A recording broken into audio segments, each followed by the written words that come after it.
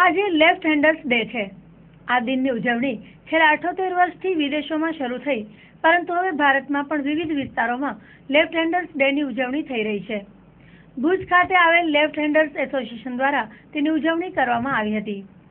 એસોસિએશનના અશ્વિન મહેતા, હિતેશભાઈ ઝાલા અને ઉદયભાઈ વાસાણી સહિતના સભ્યો શાળાઓમાં જઈ તેના લેફ્ટ હેન્ડર્સ બાળકોને આ કાર્યક્રમનો હેતુ સમજાવતા શ્રી અશ્વિનભાઈએ જણાવ્યું હતું કે ડાબોડી હોવું એ ખામી નહીં પણ વિશિષ્ટતા છે। સામાન્ય રીતે દરેક ઉપકરણો, મશીન કે સાધન સામગ્રી જમણેરી જે રીતે ઉપયોગ કરી શકતા હોય તે રીતે ડાબેરી લોકો નથી કરી શકતા હોતા, પરંતુ એક વૈજ્ઞાનિક ટેકનિકની મદદથી તેનો ઉપયોગ સરળતાથી થઈ શકે છે। એસોસિએશનના શ્રી અશ્વિનભાઈ તથા શ્રી હિતેશભાઈ ઝાલાએ ચંચળ ન્યૂઝ સાથે આ અંગે વાત કરી હતી। અમે લેફ્ટ હેન્ડર એસોસિએશન ચલાવીએ છીએ। જે બાળકો લેફ્ટી છે, ડાબા હાથે લખે છે કે બીજી બધી એક્ટિવિટી કરે છે, એ બાળકોને જમણારી થવા માટે ટીચરો કે એના પેરેન્ટ્સ દ્વારા પ્રેશર કરવામાં ન આવે એના માટે અમે બધી જુદી જુદી સ્કૂલોમાં જઈને સમજણ આપીએ છીએ। આ એસોસિએશન 2003થી ભુજમાં શ્રી હિતેશભાઈ ઝાલા અને ઉદયભાઈ વાસાણી સાથે અમે લોકો ચલાવીએ છીએ। આજે સવારે અમે ભુજ વ્હાઇટ હાઉસ ઇંગ્લિશ સ્કૂલમાં પણ આ જ બાબતનો કાર્યક્રમ અને સેમિનાર રાખેલો હતો। અત્યારે ભુજ ઇંગ્લિશ સ્કૂલના બાળકોને પણ આ રીતે જ અમે બધી સમજણ આપીએ છીએ।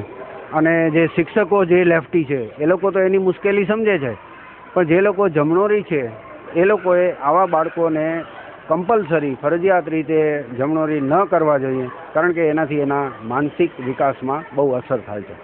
તો હું આપનો ખૂબ આભારી છું કે આ જે અમારી એક્ટિવિટી છે એને લોકો સુધી આપ લઈ જાઓ અને બધા જ પેરેન્ટ આ બધી વસ્તુને ધ્યાનમાં લે, અને કોઈને પણ કાંઈ તકલીફ હોય તો અશ્વિન મહેતા, હિતેશ ઝાલા અને ઉદય વાસાણી અમે ત્રણેય જણા આ એક્ટિવિટી સાથે અમારા બીજા પણ મિત્રો સાથે છે એસોસિએશનમાં, એ લોકો અમારા સાથે જોઈન્ટ થઈ શકે છે, એ લોકો અમારા સાથે એના પ્રોબ્લેમ સોલ્વ કરી શકે છે। આજનો આ દિવસ છે એ ઇન્ટરનેશનલ લેફ્ટ હેન્ડર્સ ડે તરીકે ઓળખાય છે, અને અમે લોકો એટલે ડાબોડીઓ જે આખા વિશ્વમાં ડાબોડીઓની સંસ્થા છે એ 1976થી આ મનાવે છે।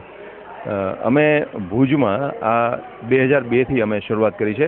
અમારો મુખ્ય ઉદ્દેશ એની પાછળ એ છે કે આજના સમયમાં ડાબોડીઓ વિશેની અંધશ્રદ્ધાઓ ઘણી બધી નેસ્ત નાબૂદ થઈ ગઈ છે। એ બહુ ગંભીર વિષય હવે નથી રહ્યો, પણ ડાબોડી બાળક જ્યારે નાનપણથી લખવાની શરૂઆત કરે છે ત્યારે એના માટે કોઈ સિસ્ટમ નથી હોતી। જમણેરી બાળક હોય તો શું થાય કે મા બાપ એને ખોળામાં બેસાડે અને એના જમણા હાથથી બાળકના જમણા હાથને લખવાનું શીખવે। હવે જો એ પરિસ્થિતિમાં ડાબોડી બાળક હોય તો એના ડાબા હાથથી લખવાની કોઈ પ્રેક્ટિસ કોઈ આપતું નથી।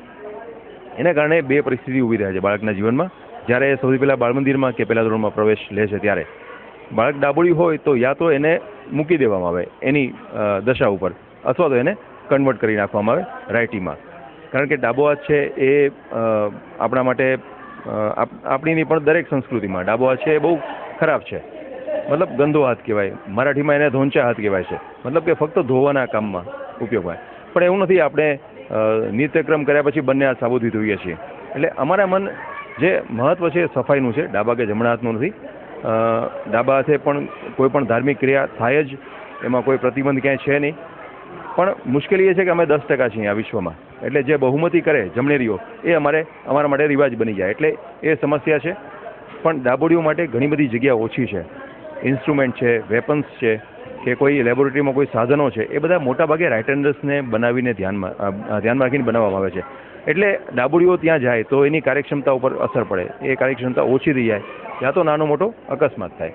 પણ આજના દિવસે અમે વધુમાં વધુ લોકોને અવેર કરીએ છીએ, ડાબોડીઓને એની જગ્યા આપવાનો પ્રયત્ન કરીએ છીએ, અને મુખ્ય અમારો ઉદ્દેશ એ છે કે ડાબોડી બાળક પોતે સાયન્ટિફિકલી એક ગ્રાફ છે એની મદદથી સારી રીતે કેમ લખી શકે એ અમે પ્રચાર પ્રસાર કરવા માગીએ છીએ, અને અમને ઘણી બધી સંસ્થાઓ તરફથી આમંત્રણ મળે છે, અને હજુ પણ મળશે તો હજુ પણ અમે આ દિશામાં ચોક્કસ કામ કરીશું।